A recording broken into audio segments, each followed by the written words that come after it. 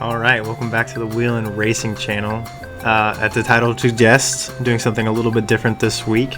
We're going to be exploring my swimming journey.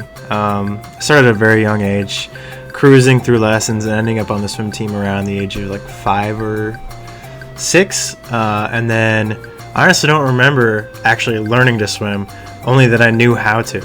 And so for many of those early years, I wasn't really that fast by any means, but it was a way to keep me out of trouble in the summer and just keep me busy. It really wasn't until I grew about a foot when I was 12 years old that I started to actually be fast. And then, first making waves in the Iowa Swim Conference, and then eventually the YMCA swimming scene, and then even the USA swimming scene. I was not only starting to win races, but I was also breaking records left and right, and it was really starting to get fun. As with a lot of success, there was a bunch of ups and downs. As a freshman, I qualified for state winning districts, which was just not on my radar. I was a last-minute substitute into the 50, PR of only like 23 seconds, and swam a 22.0 to get my first state berth. And while that was incredible, I got to state, was in the fastest heat, and just was a ghost walking up to that block. Left the block way after my opponents, and you know what? I mean, as fast as I could swim, I could not catch people 0.5 behind. So, not my best state performance. And honestly, my state performances didn't get much better. I had a few top fives here or there, but sophomore year I was seeded number 1, the fastest time in the 50, one of the top times in the 100, and actually was able to I could swim almost any event except for the 100 breaststroke. I was qualified and everything, and had a time that would be competitive, but then districts meet, tragedy struck that week. I had an ear infection. I couldn't even get in the water.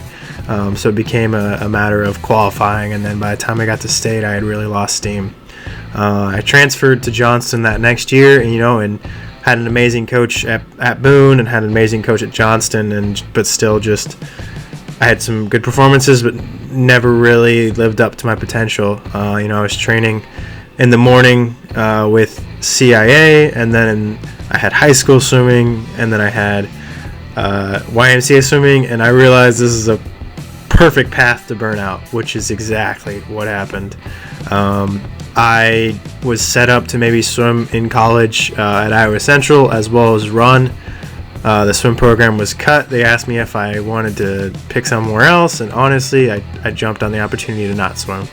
I really was kind of done with swimming at that point. And I'd swim for triathlons here or there, and I would get it done. I wasn't the fastest swimmer, but I was usually the chase pack is kind of where my standard spot was.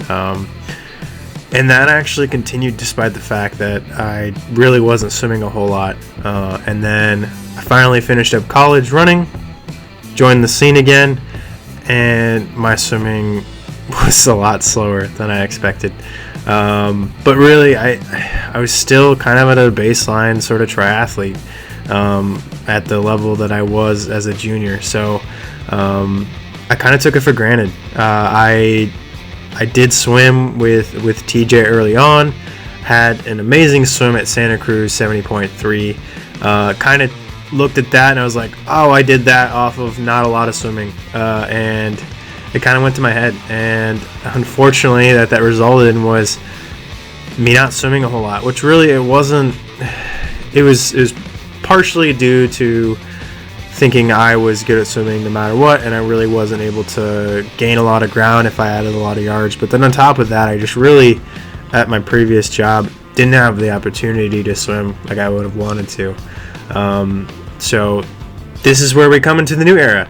I have restarted and rekindled my swim spirit. I'm super excited to be back in the water. I'm swimming with TJ and Dennis, and Jazz Smith, and it's going to be a really good group for me. On top of that, I've kind of structured my training a little bit more around the swimming. So I know my first 4 days are the swim focused of the week. I have a few key bike and run workouts, but really I don't have the run volume that I would used to have during the week. I save that for the weekend, and so it kind of gives me ability to really dial in and focus on swimming without my leg being dead. And so I think this is where my next phase comes in. I would love to one day make a front pack consistently, and I think I have the talent to. And I believe I have the hard work for it. I try it every day, but it's going to take consistency. I think that's the biggest change is just consistently being in the water, consistently thinking about my stroke, consistently believing that I can be in that front pack. I think that's another huge part is, I'm always thought of myself as a second packer, chase pack, but really in order to be in the front pack, I'm going to have to think I am a front pack swimmer. And so I think that's going to be another change. And hopefully I can get this all sorted by the time we get around to a first race, which is going to be Sarasota. But if not, I've got Oceanside where I'll definitely have some great competition. I'm going to be able to really measure myself against them. And then ultimately, if I do things right, I think that I will be in that front pack at Ironman Des Moines. And I think that'll be a huge change for me. I'll be able to really see where the field is, bike with them, get into a rhythm without having to play catch up at the start. So, yeah, that's kind of where we are and where we came from for swimming. And thanks again for watching our video, and hope you enjoyed it. Like, subscribe, comment, all that jazz, and I'll see you next week.